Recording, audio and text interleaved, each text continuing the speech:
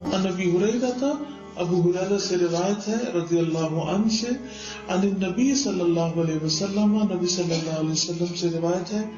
قال فرمایا، من قال جس نے کہا، لا الہ الا اللہ وحدہ لا شریک لہ، لا الہ الا اللہ وہ اکیلا ہے، اس کا کوئی شریک نہیں، لہ الملک و لہ الحمد اسی کے لیے ہے بادشاہت اور اسی کے لیے ہے تعریف، وہو علی کل شیء قدیر اور وہ ہر چیز پر قادر ہے، فی یوم ایک دن میں 100 مرۃ 100 بار، یعنی ہر روز 100 بار جو لا الہ الا اللہ کی تسبیح پڑھے، کانت لہو ہوگا اس کے لیے عدل برابر 10 رقاب 10 گردنوں کے، یعنی 10 گردن آزاد کرنے کے برابر ثواب ہوگا، وَكُتِبَتْ لَهُ 100 حسنہ اور اس کے لیے 100 نیکیاں لکھی جائیں گی، وَمُحْيَتْ عَنْهُ 100 سیئہ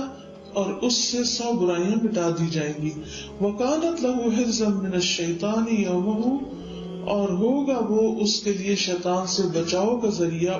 یومہ ذالک اس کے اس دن، حتی یمسی یہاں تک کہ وہ شام کرے، یعنی شام تک شیطان سے بچا رہے گا،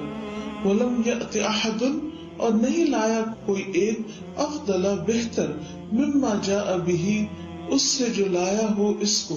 یعنی جو یہ کلمہ پڑھے اس سے بڑا کسی کا عمل نہیں، الا احد مگر وہ ایک